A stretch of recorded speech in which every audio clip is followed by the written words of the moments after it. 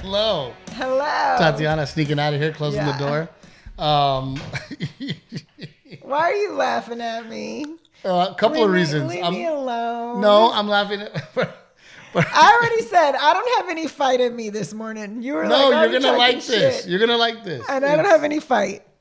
First of all, guys, it's been a week and Renae is not feeling well. Her dental surgery is definitely... has been a what's the word I'm looking for? No, I got back. I got back up on my feet, but something was. But still hurting. But still, like, listen, it was Halloween. It was my favorite holiday of the year. I wasn't gonna let it slow me down. And now something went awry yesterday. So she might be infected. Maybe I'm not quite right. But she's gonna go to the doctor. The reason I was laughing. Why are you laughing at me? Is because for the first time probably in my entire life, somebody called me selfish. The comment, yes. Oh, really? Yes. Because of last week's podcast episode? Okay, well now I feel better. Tell me more. That's what I tell you. That's why I was laughing because I knew you would enjoy it. Hold on, let me. Tell me more, please. Let me. Did they tell you to shut your mouth? Let's see what they put here. Let's just. I didn't read them from last week. It's very, I don't think I've ever been called selfish. Where is it? Maybe by me when I call you out.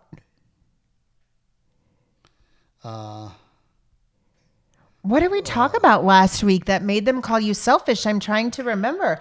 I know there was a lot of baseball talk, which I sometimes get annoyed with just because I feel like we don't get into the full story, but we talk about it so much. We chew the same gum, like someone said. But I have seen in the comments that people actually do like to hear us talk about baseball, or you talk about baseball anyway. I think there's a lot of people that can relate to the baseball saga. Oh, here it is. You ready? Huh. Steve is selfish. If his wife would have left his doctor's appointment, we would not stop hearing about it. Oh.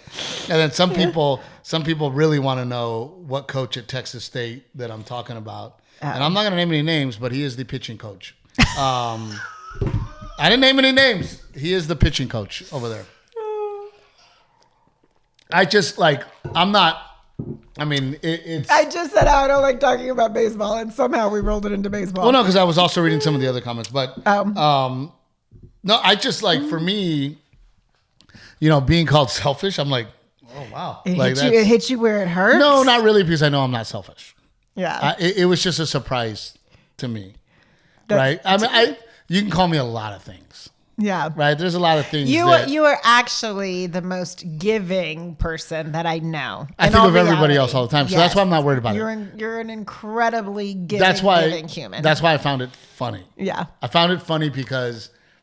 I mean, I can be called a lot of things, right? I can be called absent-minded. I can be called sometimes aggressive or rude or insensitive or, there's a lot of things that you could call me that I would go, yeah, I am those things. Selfish, far from it, right? Yeah. That one I do know. No, that was more your like ADD. You just can't sit still. What do you mean? You leaving, you not staying with me, was that you are such a busybody human. You couldn't wait in the office for 30 minutes. Like you had to go do something. It is not in your nature to sit and wait in a waiting room. But I was always raised like, what could you be doing right now? With your time. Yeah. Right. Well, sometimes your partner just needs you to be there and hold their hand. You were out. There was nothing. I didn't say this time. I said you know sometimes. What? You know what? Better yet, I did hold your hand. I held your hand the whole time while you were there and you were out. I was there the whole fucking time. What I should have done is walked in, take a picture of me holding your hand, go do the deal to remind me later. No, I mean I wasn't, but 20 minutes away or 10 minutes away or whatever. So yeah. No, it's just that the worry is that if something goes wrong and they need to run out and ask you a question or get your approval because you were my medical consent, that you're not there. Just to be clear, it is a 99.9% chance that they're not going to need me. Just to be clear, I'm having complications and it's still fucked up right now because you weren't there. No, I'm kidding. Yeah, because I was there. That was good. See, Renae? If she ain't hurting that bad, she's able to still talk shit. I mean, come on, guy. Come on. It has been a great week, few weeks. Obviously, today's Tuesday, by the way, and we're having an election today. I know it's kind of weird to be recording this episode at like such a pivotal time, like timestamp, because this will air on Friday, but we have no idea what's going to happen. Yeah. What the country's going to be like. We don't like Friday. to talk politics. We kind of steer away from it. But what I'm saying is that I took several weeks off right now because of the election. You know, ticket sales are just not moving. People are feeling a little anxious or a little. I'm feeling anxious. Yeah. I know. I think you had the news on this morning, but I kind of just wanted to turn it off. I know this sounds weird, but like I don't want to be on social media today. I don't want to hear the news today. I don't want to be watching the play-by-play. Like I can not control or affect that in any way at this point. So I like want to be a little more peaceful and zen about it. Well, I will tell you what I'm going to do. I'm going to wake up every day. I'm going to put God, my family, and my work. Yeah. Like I do every day. Yeah. Nothing changes for me. You know, no matter who is president right now as we speak, I will wake up every single day. Yeah. I will praise God for waking up. I will try to be the best father and the best husband I can be.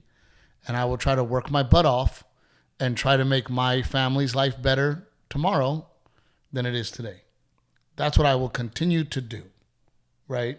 Yeah. And I think that if people just continued to have that attitude of, I am going to do the best I can do no matter what. Right? So no matter who's president today or tomorrow, I will wake up every single day. Yeah. I will thank God for all the blessings that I have. I will try to be the best husband and the best father I can be, and I'll work my ass off. Nothing will change. Yeah. For me. So, but yes, I took a few weeks off. It has been nice to be home. Are you getting anxious that you haven't been on the road? I feel like this is a longer stretch than normal for you to be home. Yes, we're taking more time than normal because of the election. You know, ticket sales in general this year have not been the best, right? For entertainment across the board. For comedy acts across the board. Yeah. Just period.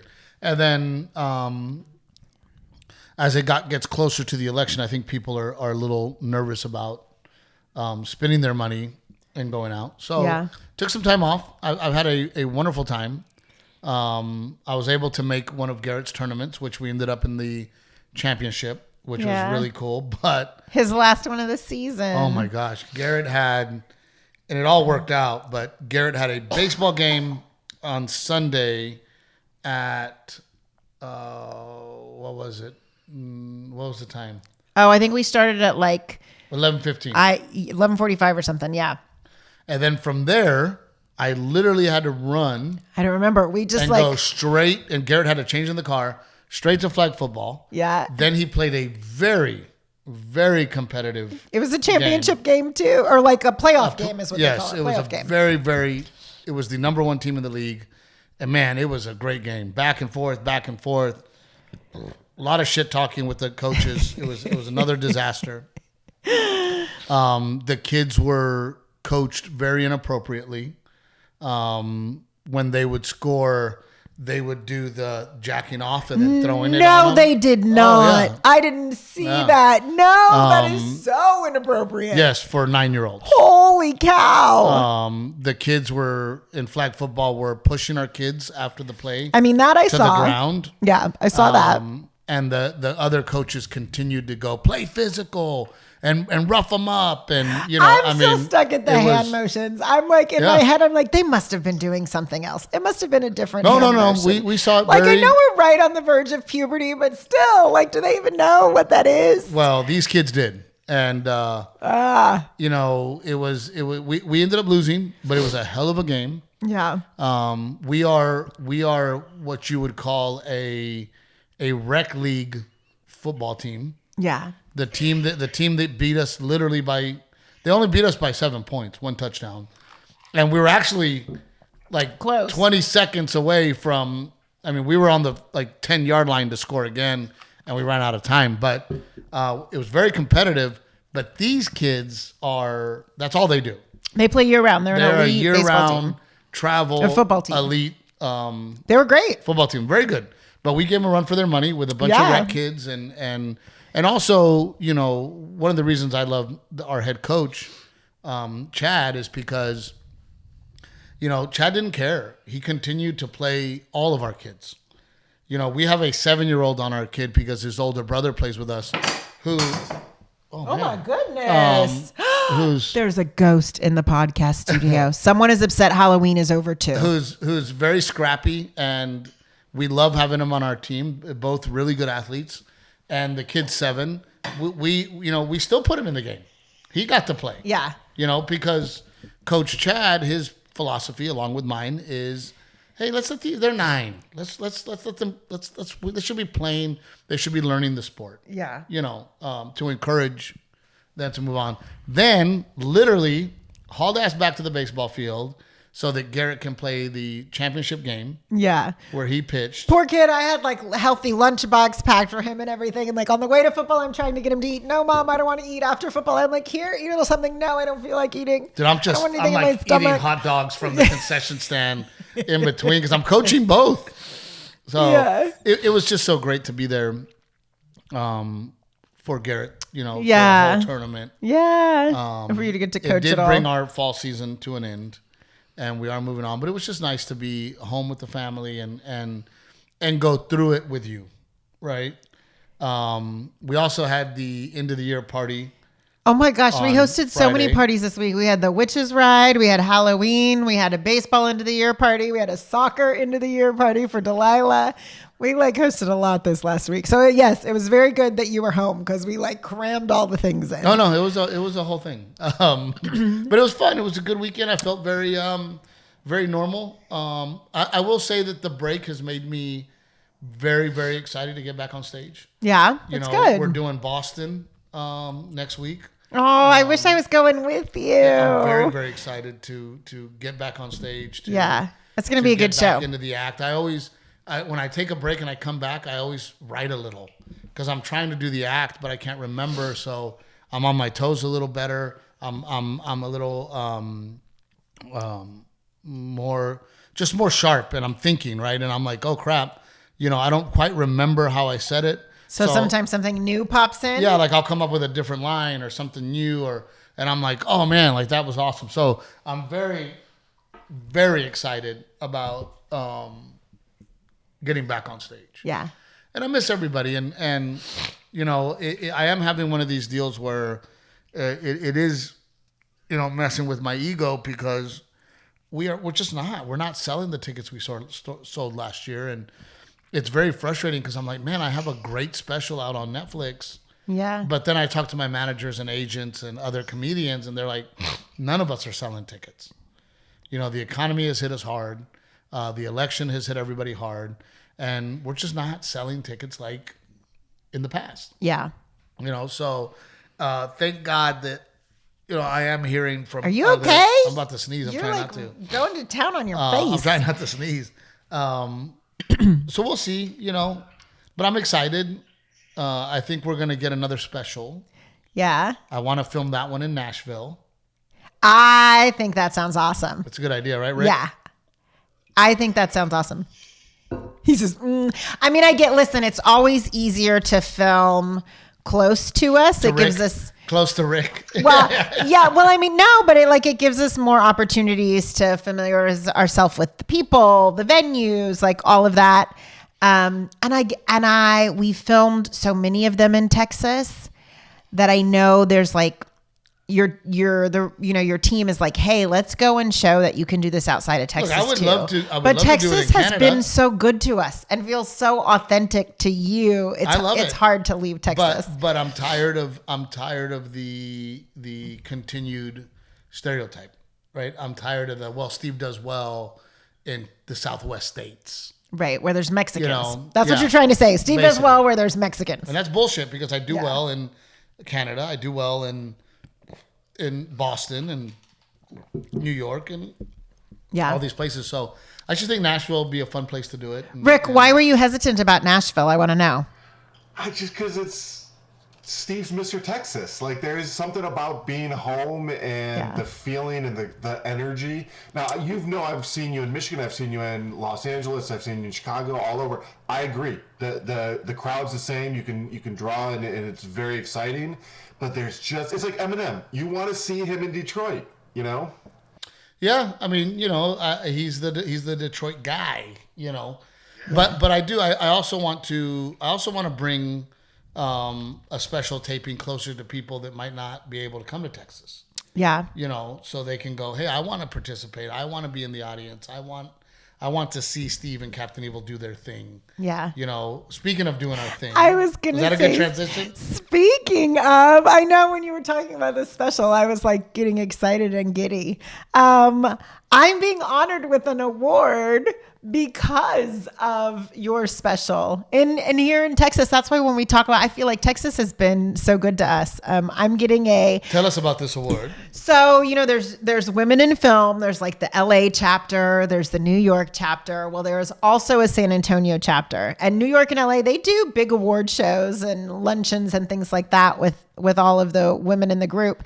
But this is the first time the San Antonio chapter is doing an award show. It's called the Celestial Awards. And I had like no idea this was coming my way. It was a complete surprise, but I'm being honored. I'm getting the award for theatrical and comedy. Because I directed your special there in San Antonio and our podcast that we do together. And so as well, when you say you want to take it out of Texas, I feel like this is a community that has shown us so much love, not just you, but me as well. Oh, there's no doubt about it. I mean, it's like, Corpus to San Antonio is all my hometown. Yeah. You know what I mean? Yeah. Like that's home.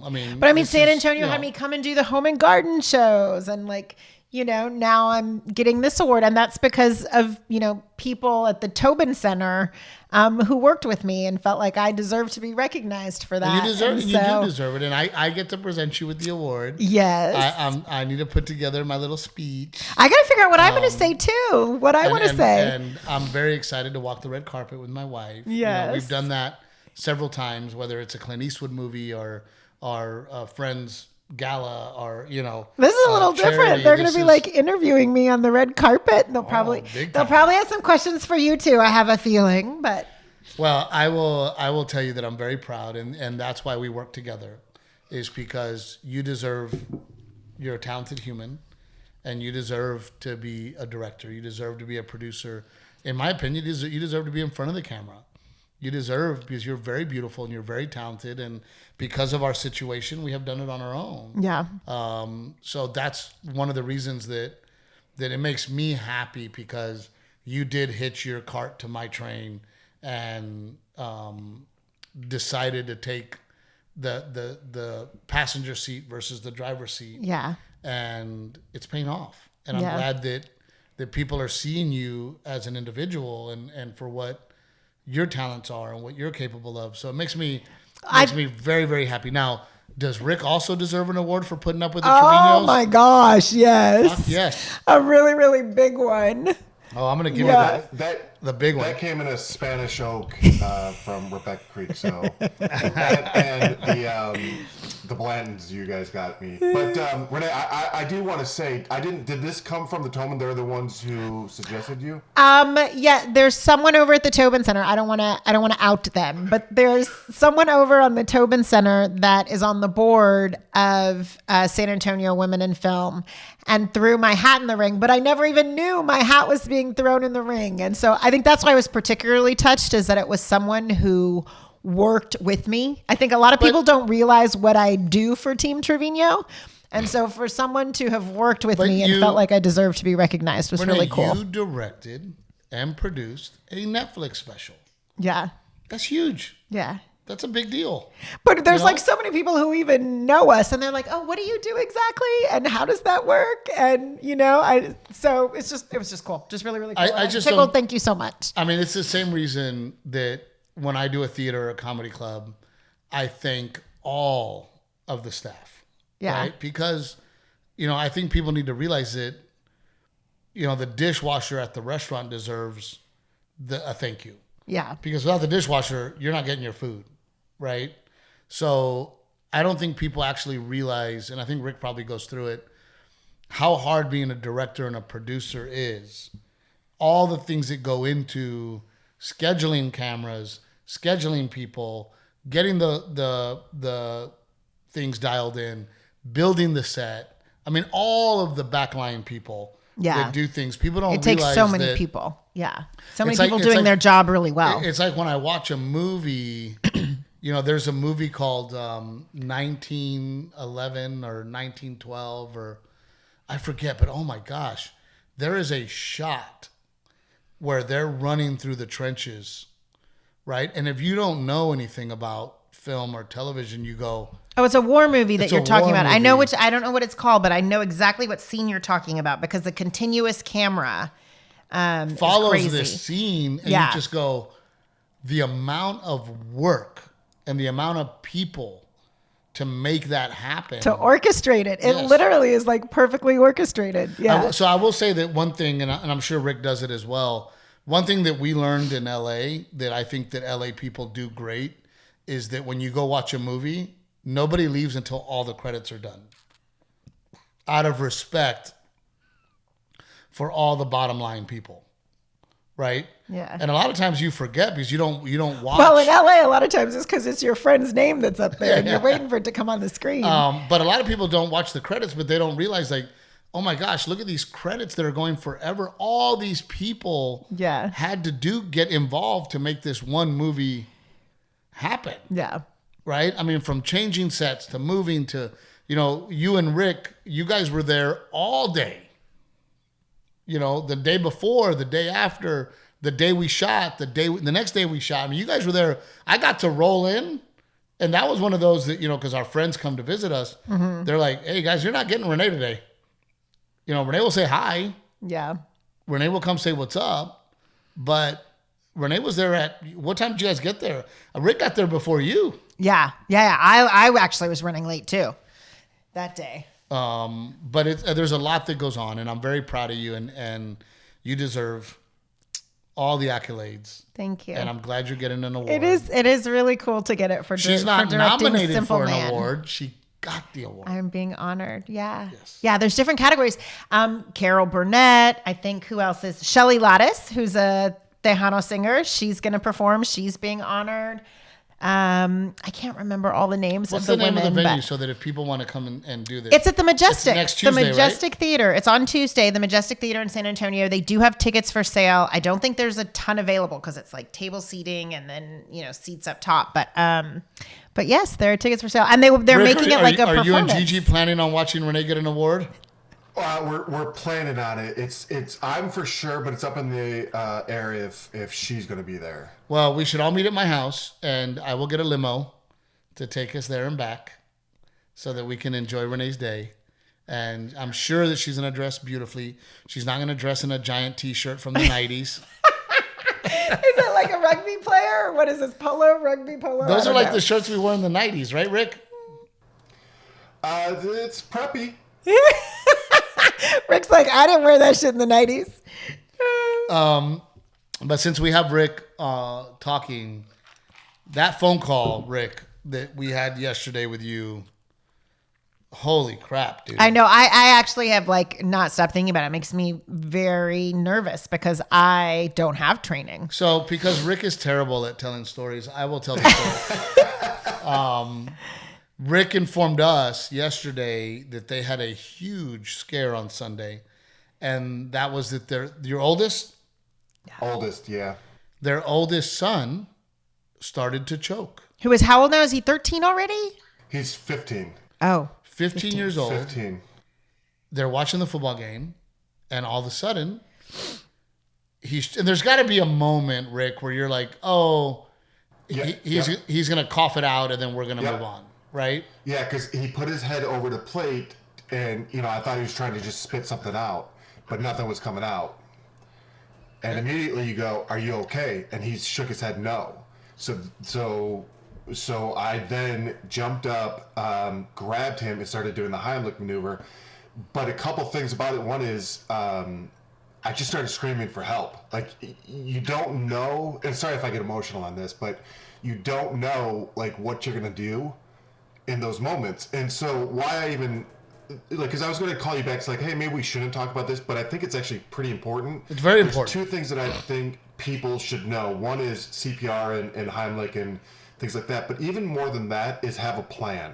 Because Gigi just took off to go to a neighbor's house, and he's a fireman, but he wasn't home. So then what do? My other two kids didn't know what to do, so they're just screaming to drink water to him.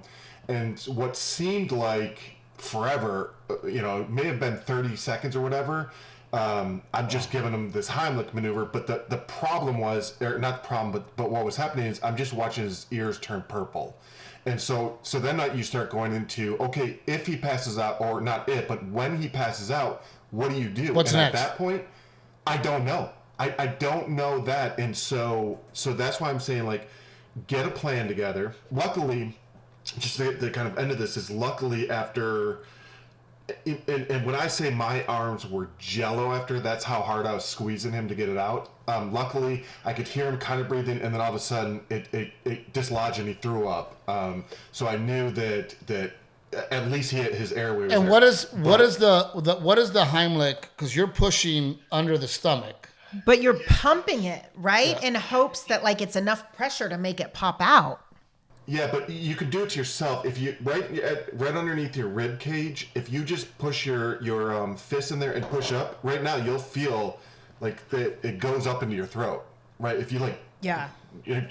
Right. So you take your hand, put your other hand behind it so you get more force and go. Now the thing is again, practice. Like, I never in my life practiced that. So do I know that I was doing it correctly then? No clue. It's scary because you actually had a real moment of probably a minute away from him passing out. Yeah. I mean, because he's trying to push it out with his throat. So all the blood that's not going on. Or I'm not a doctor, so I don't really know what's going on. But he's like, just seeing the purple scared the shit out of me. And now like your brain just goes into replay mode, like over and over again. Why did I do it this way? Well, and then also, I mean, you don't think there's a situation where you need to go get him checked, because if your brain is without oxygen for a while, it could be bad. I lost a high school friend to choking. She choked. As an adult, yeah. I always have trouble. Like, I feel like I have a small throat. So you'll see me sometimes where I'm like, but immediately I start breathing through my nose to make sure that I can get oxygen. Because what happens is it gets in the airway, right? So it goes in the wrong pipe. Is that right? I think so. Yeah. Or the right pipe is completely blocked, because they say that's why, like, if you have a little one, you cut their grapes in half. And there was, like, I forget, one of my nurse friends showed me. She's like, look, this is how big it is relative to the food they're eating. So you have to make sure that you are cutting the food small enough that it can clear that, no matter which direction. Because sometimes when you cut grapes in half, they're like, fatter one way than the other. So she's like, depending how it goes down that tube, you have to make sure that no matter what, all the way. And I know I just laughed right now, but gosh, dude, like, I get so mad at Delilah because she will literally fill her whole mouth with food. Yeah. And I'm like, Delilah, like, you cannot, like, she'll, like, because she's in a hurry or something. We're like, you have to finish eating, and she'll like, how many more bites? 5? Okay, here's all of them. And you're like, dude, because it's really scary. I had a situation where when I was living in LA, I was at Gold's Gym. I'm working out, and then all of a sudden this dude just fell off the bike, older guy. And I ran. By the way, nobody else moved. Everybody just kept working out. Yeah. Typical LA, right? I ran downstairs. I go, hey, this guy like just fainted, like just passed out. And the dude ran up and did Heimlich on him and saved this guy's life. Yeah. In front of me. What was it? Was he choking? Not on Heimlich. Something? He did CPR. And was able to get him back up and running. But I mean, he was turning purple too. Yeah. And if this guy, I didn't know what to do, right? I've never had the the CPR class or the, neither have I. But I was like, I know I got to go get somebody. Yeah. Right. And I was, thank God the dude right away. I mean, he didn't waste any time. I mean, he started pumping and boom, boom. And then within a few minutes, even though the dude was purple, he was up. Paramedics still came. They did still call the paramedics. And put him in the ambulance. But no, Rick, it is absolutely scary. And as a dad and as a mom, our job is to be prepared. It's the same reason that Renae and I built the fence around our swimming pool. It's the same reason that we took Delilah and invested in swim lessons. Yeah. Because if we're going to have a swimming pool and a child, Renae and I wanted to make sure that we were prepared. But like in Rick's case, you talk about being prepared. Like even then, it's his 15-year-old son who knows how to chew his food. Like, to think that would happen on Sunday when you're home. And then God forbid if something were to happen when you and I are not with our children, that's where my brain goes and I get really panicked. So when Rick was like telling us about that suction tool that you can get, I was like, we just need to have that in our house. So did you send me the link on that, Rick? I did. Oh, you know what? Maybe I sent it to like everyone I know. So let me send it again if I didn't. Maybe we just got it yesterday, and so I just put it on to see the mechanics of how it works. It's amazing. It's amazing. It's one of those things where this sounds cliche, totally cliche, but like you don't think it's going to happen to you. You don't think you're going to have to do the Heimlich or any of that, and God, you do. You have to know it. Yeah, I don't. I'm very composed in dangerous situations. High intensity. Situations. High intensity situations. I'm always very composed. I've always had that ability that I just don't get. I'm a quick thinker. I'm always very composed. So I think that has helped me. You respond to things. Yes, that's exactly what it is. You respond to things quickly in a way when like other people I think need a little more time to process. You are already reacting. So I'm really good at that. But I think definitely, and maybe it's one of those things where we talk to our friends here in the neighborhood and say, hey, at my house on Sunday, we're having somebody come over and teach CPR and teach the Heimlich. And if you guys want to join us, we're doing it. Oh, and you know what? I bet there are tons of little babysitters in our neighborhood who would love to come do that too, because they're always posting on the neighborhood page. I babysit if you need someone. Yeah. One thing I want to say to that, just goes back to the plan. Having the knowledge of, let's just say, the Heimlich is one thing, but if you get this suction thing, your other kids or Renae or you or Steve need to know who's getting it, who's doing what, and those things. I think that's the biggest takeaway of this is the plan. Who calls 911? Who's getting the whatever it is. For us, it would be the suction cup or whatever. Because I think the other thing too is what happens if I go to the bathroom at that moment that he starts choking? Then all hell breaks loose. Yeah, we were just running around. Good friends of ours, neighbors. He was in the shower when his son literally almost degloved his thumb, and he goes, dude, like my wife's yelling, my son's crying. He goes, I've got soap everywhere. I'm naked. I'm running out there because he goes, I knew this was like a be here now situation, Yeah. So he's like, dude, I grabbed a towel and I had soap all over me and I had to run out there. But yeah, same thing, right? It's who knows what's going on. Yeah. Where you're at. They used to talk about that in when we were little about fire safety, right? Knowing what to do, knowing how to get out of your house, knowing what exits you were supposed to go through, depending on the fire. I mean, like in our situation, we are in complete opposites of the house.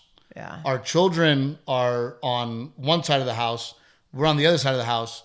There is a possibility that we could be cut off from each other in a fire. Yeah. Right. And having that plan and hoping that your kids, you got to talk to them about it. And we should talk about it. Right. Yeah. Because it is, you have to be prepared. Like you said, it's golly, dude. When I talked to you, I could hear it in your voice, how traumatic it was for you. And then the funny part is your son's like, yeah, I'm good. Like, yeah. He did come home yesterday from hurt ribs, which is to be expected. I am shocked I didn't break anything. Wow. But then, for dinner, I'm like, Gigi, we're doing soup, right? Yeah. No solid foods. Like, let's just do some soup. Ever. Wow, man. What a scary thing. And I mean, at least you knew the basics enough, right? Yeah. To do it. There's a TikTok or a video of a guy actually doing the Heimlich to himself. Yeah. Well, that's what Rick was saying. You can do it to yourself. He grabbed a chair and he was like pushing the chair. Holy cow. Yeah. Which, by the way, if the chair doesn't work, there's videos online that you should look at where you can fall on the ground. You get on your knees and you literally just fall, and the air pressure pushes it out. So if the chair doesn't work, scary stuff. Yeah, very scary. On a positive note, a friend of ours who is a fan, but I have it here on the table because I wanted to make sure and thank them. He wrote us a poem. Sent us the sweetest gift for our anniversary. Ron and Sherry. I won't share their last names, but Ron and Sherry, thank you. I read the poem. Yes, they have brought me so many great gifts, so thank you. And I know that they're going through a rough time at the moment, and you still thought of us, so thank you so much. We love you guys, and thank you for the continued support and love. Read the poem. Well, you want me to read it? Yes. You want me to actually read it? Okay. It says, I know your routines and I know how you both met. That's a story no one could forget. You called and she stayed at your place when you were away like a house sitter. Oh, she washed your sheets all filled with glitter. She was a smart woman, college bound, if you know what I mean. When you came home from your job, your place was fabuloso clean. Love blossomed, and she told you to tell no one at your hometown, but the return address made her dad look around. Oh, you went drinking and driving with your dad in the truck. Don't worry, dad was driving, you were drinking, and you switched. Come on, it's Texas, and it was only beer. When her dad figured out, you said, oh, shucks, PG poem here. Pretty women are takers, yes they are, but she took your heart and gave you a family. Oh yeah, I see those family photos under the tree. Containers, moving the TV, swing set, party planning, cabana reservation. She does it all. I can't, it's too much. Halloween decorating for the fall. Captain Evil was the best thing to happen in your life, the day you both became husband and wife. Thank you for the backstage visit. It meant the world to me and my wife, and I'll be at your next show in Florida. Isn't that wonderful? I just thought that was so cute. And I was like so tickled that he literally, you can tell he has been a fan through the years because he took bits and pieces from jokes and put them in the poem. And I just thought it was really stinking cute. It's not only is it really cute, it's just so appreciated. And I don't know if you used AI, but dude, it's so good. It's so good. I like literally, the first time I read it, I got teary-eyed because it was just the thought of like someone having followed your comedy through the years and also like knowing our story and incorporating it for our anniversary. I thought it was the sweetest thing ever. Ron, thank you. Well, we appreciate it so much, and selfishly, because I am very selfish, according to a comment, it makes me feel great. It makes Renae feel great. It makes us just feel really appreciated. And I will be honest with you, there are times that I wonder, is this going to continue? Are we going to continue to have people come out to the shows? I had a guy that was like, hey, time for a new shtick, tired of hearing about your wife. And I'm like, it's not, number one, it's not a shtick. Yeah. It is I am 150% a family man. It is some real life relatable shit. And I'm talking about my life and my daily life, and a big character in my life is my wife, because we spend every day together. And finding the humor in the everyday. Yes. Like, to me, that's the art of what you do. So there is no shtick here. Yeah. That would be like telling Chappelle, hey, dude, no more race stuff. Can we not talk about race again? That would be like telling, Bill Burr has his shtick, Yeah. Sebastian Maniscalco has his shtick, but it's what we do, right? And it's like, I don't do what Sebastian does. Sebastian doesn't do what I do. I don't do what you're not playing a character. I'm not playing a character. Yeah. This is my life, right? Yeah. This is what I live every day, and this is what I choose to talk about. Could I be silly and physically funny? Yeah. I mean, I had some fun at the LOL Comedy Club doing Martin Moreno's night, just being silly, not talking about my family, not talking about my wife, just being silly. Is it funny? Yeah, it's funny, but it doesn't mean anything to me. Yeah. You know, the things I talk about mean something to me. The what I do on stage hopefully does help people's marriages. Yeah. Hopefully does help people see what they're doing and how they're doing it, and have a sense of humor about it. You know, I have passion for what I do, and I have passion for how I do it, because I think it is my marriage therapy on stage. It is me having a discussion and going, hey, this is how I see the world. Yeah. Right. And hopefully from the other side going, oh gosh, man, you know, bedtime with my kids is a nightmare too. And I thought it was just us. Or, you know, hey, you know, as a wife right now looking at my set going, hey, you know, I do take a lot of credit, and I do call my husband a giant child and say that he's hard to deal with. Yeah. And me pointing out, well, you are too, right? You are also hard to deal with. Let's stop acting perfect, right? And that, I was gonna say, and that, like, that is why I love directing your specials. That is why what you do is such a gift that I'm able to direct them, because you have such a clear cut vision that you are so passionate about. And so for you to hand that over to me, who cares so much about that vision and wants to tell that same story in the best way possible, it's like you're the quarterback giving me the best pass ever, and I just get to run with it. I love it. And you know, you and Rick have been so influential on, hey, maybe we can't do that, or maybe you should change this, or hey, that doesn't sound, you're not getting your message across. Yeah. Right. But no, I mean, it's what we do. And if you have not seen Simple Man and you are watching this episode of the podcast, you are new here, please go to Netflix and look for Simple Man. You have to search. It probably won't just pop up on your screen anymore. You have to search Steve Trevino or Simple Man, but it is brilliantly crafted and it's so good if you haven't seen it. Or watch it again. If you don't want to watch the election news and you just need something else, go put on Simple Man and laugh at that. And then just to wrap it up, Aztec Chevrolet, love them. Coastal Bend Auto Group. Every domestic vehicle you can imagine, we have it. So give us a chance. Aztec Chevrolet, please. Old Salt Coffee, Trevino 10. Delicious coffee. You'll love it. We are out of our shipment. We either need to get a bigger Old Salt Coffee order or figure out what's happening with our Old Salt Coffee. Yeah, we need more coffee. What the hell? Somebody picked a cherry the other day and they shared it. Oh, tag us if you share it, please. I think they tagged me, and it was really cool because they said, hey, this episode really helped me. I was going through something in my life, and they basically said, you know, you guys gave me the courage and the what I needed to step away from a toxic situation, right? They go, I had really been debating whether to step away from this toxic situation and how to do it. She goes, you know, this, I needed it, you know, so I'm really glad that we were able to help and encourage people to step away from those toxic situations because ultimately, let's be honest, the people that ruin youth sports are not youth.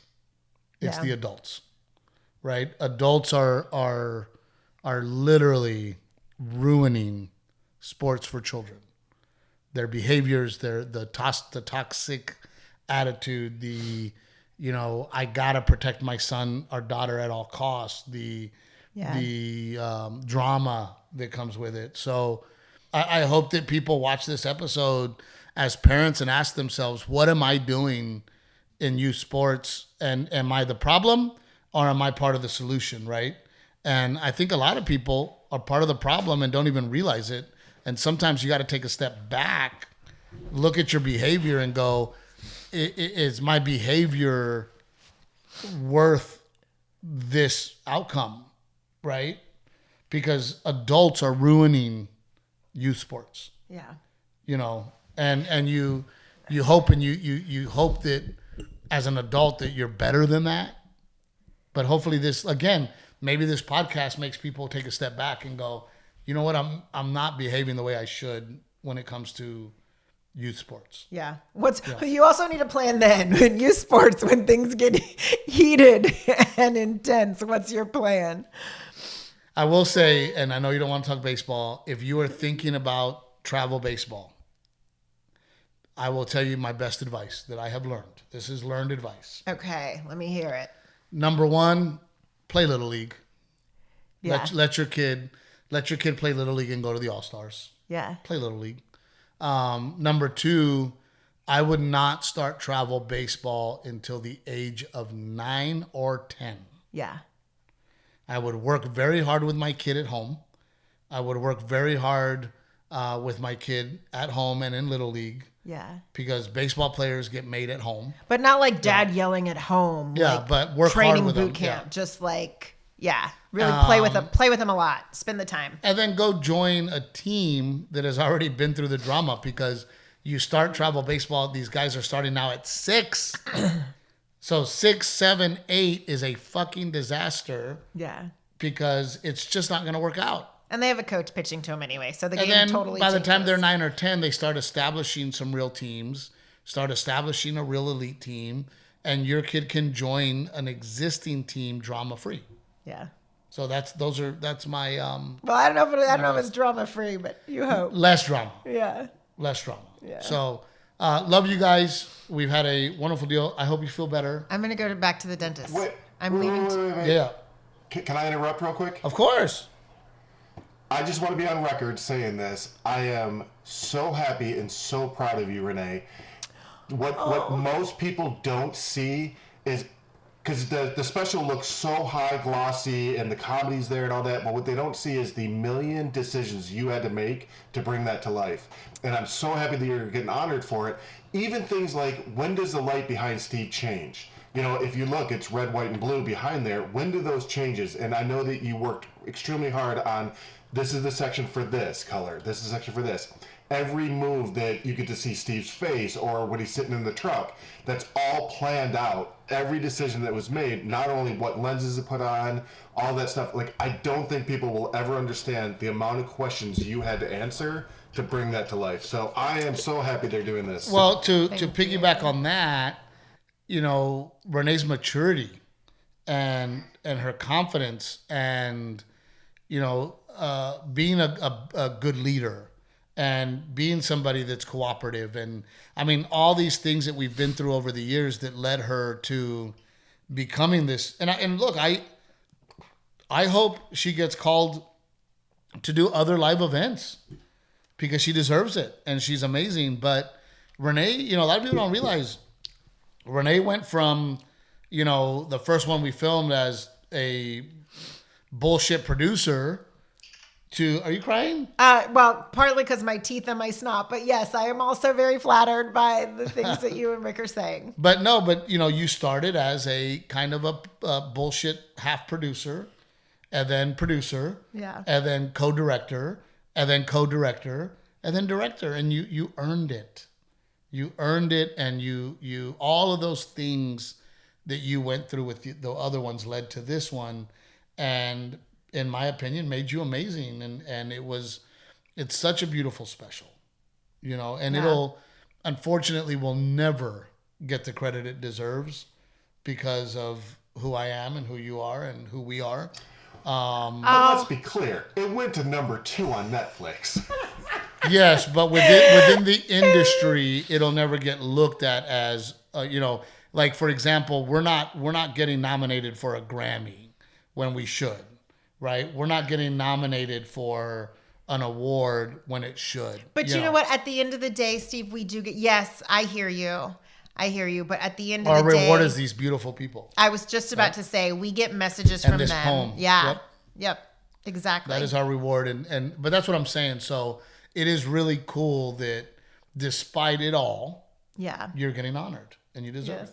Thank you. You deserve it. Thank you, guys. I appreciate it. Thank you. And thank you for all the support from you guys and the love. And we greatly, greatly appreciate all of you. And we can't wait to see you in Boston. Can't wait to see you in New York. Let me get the, want to pull it up? In New York? What? New York State, fool. What? Yep. Okay, I don't know if I have all your dates on my calendar for some reason.